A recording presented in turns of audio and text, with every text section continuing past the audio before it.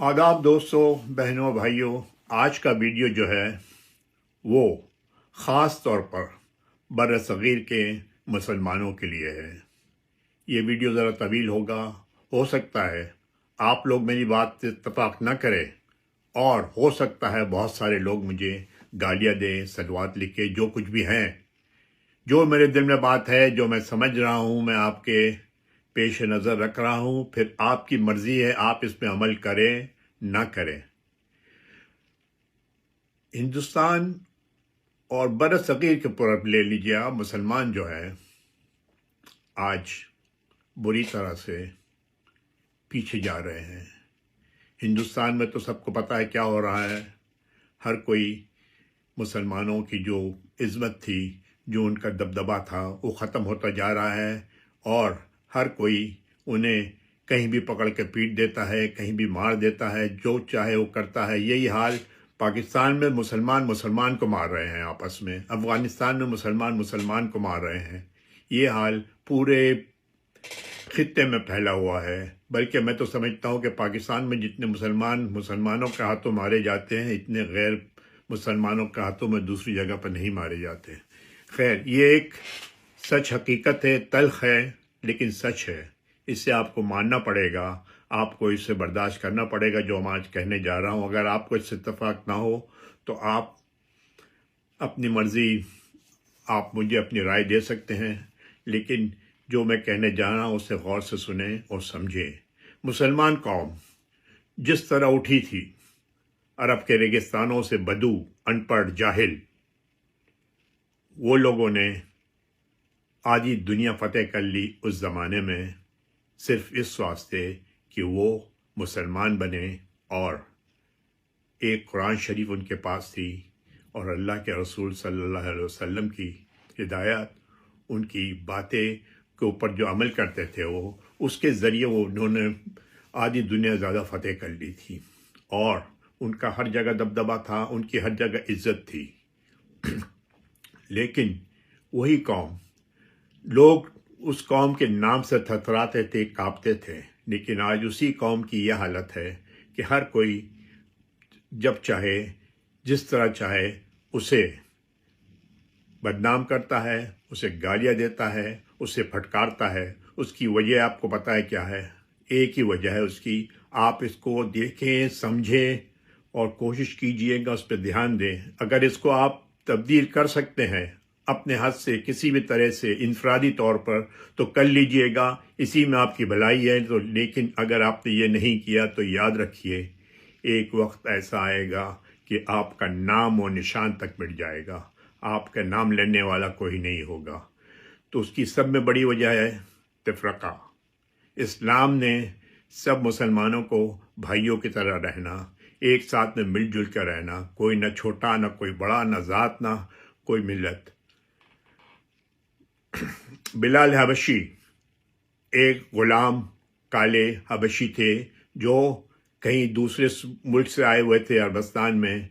उनको जब इज़्ज़त दी गई, पहली मर्तबा अजान के लिए जब कहा गया, तो बिलाल हबशी को कहा गया कि उठें, अजान दें। इतनी इज़्ज़त मिली। सलमान अल फ़ारसी का आपने नाम सुना होगा। उनको जो इज़्ज़त मिली वो आए थे ईरान से, वो अरब नहीं थे, वो ईरान से आए थे। लेकिन रसूलुल्लाह सल्लल्लाहु अलैहि वसल्लम ने कहा कि सलमान हमारे में से नहीं है, लेकिन फिर भी हमारे ख़ानदान में है। ये बात होती है मुसलमानों में, एक चीज़, सब भाई। लेकिन आज हमारे पास क्या हो रहा है? हमारे पास में फ़िरके बटे हुए हैं। पहले तो सिर्फ 2 फ़िरके थे, एक शिया और एक सुन्नी। अब सुन्नियों के अंदर कई फ़िरके बन गए हैं। मैं तो कहता हूँ 10 फ़िरके बन गए हैं। शियाओं के अंदर भी 8-10 फ़िरके बन गए हैं। सब अपनी अपनी चला रहे हैं, सब एक दूसरे से लड़ रहे हैं और उसका फ़ायदा दुश्मन उठा रहा है, उसका फ़ायदा दूसरे लोग उठा रहे हैं। तो मेरी बात सुनिए। आज देखिए हिंदुस्तान में जो सब में मोहतरम, सब में इज़्ज़तदार जो फैमिलीज़ थी अरबस्तान में, कुरैश और अंसारी, आज हिंदुस्तान में वो उस फ़िरके के लोगों को, उस फ़िरके का नाम देकर, वो फ़िरके के लोग तो नहीं हैं, उस फ़िरके का नाम देकर उन्हें ओबीसी के, मतलब निचली ज़ात के मुसलमानों में डाल के उन्हें آج گورنمنٹ سے وہ ہیلپ لے رہے ہیں، اور دونوں فرقے کون ہیں؟ قریش اور انصاری۔ ہم کو شرم آنی چاہیے، اتنے بڑے فرقے کا نام ہم نے بلا وجہ اپنے او بی سی لوگوں کے نام پر ڈال کر آپ لوگوں نے گورنمنٹ سے اس کا فائدہ اٹھانا شروع کیا ہے۔ اس بات پہ دھیان دیں، سوچیں۔ جب تک آپ مل کے نہیں رہیں گے، آپ جب تک ایک نہیں ہوں گے، آپ کا ایسے ہی ہوتا رہے گا اور آپ لوگ تباہ و برباد ہو جائیں گے، کیونکہ آپ مسلمان ہے ہی نہیں۔ مسلمان جو ہوتا ہے وہ ایک، اس کے اندر تفرقہ بازی نہیں ہوتی۔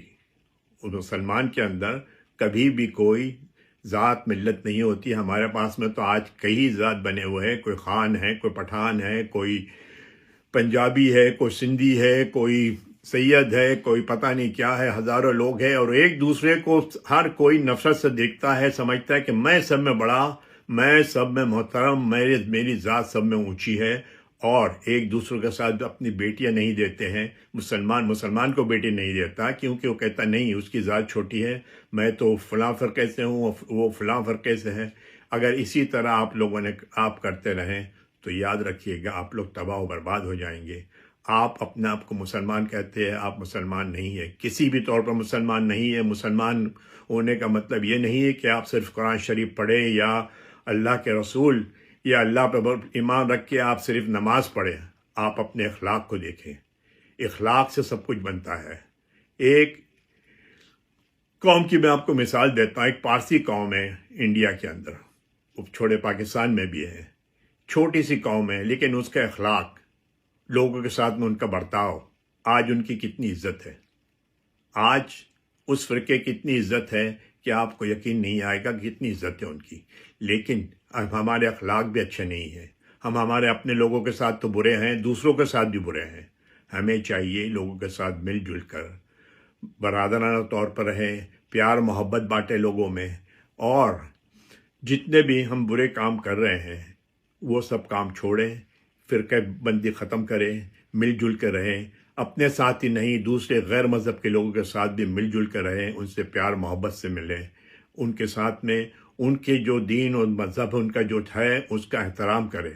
قرآن شریف میں کہا گیا ہے کہ دوسرے کے دین کے بارے میں کبھی برا نہ کہیں۔ تو یہ باتیں ہم کیوں نہیں سمجھتے ہیں؟ ہم کیوں اپنے آپ کو ذلیل و خوار کرتے جا رہے ہیں اور تباہی کی طرف جا رہے ہیں؟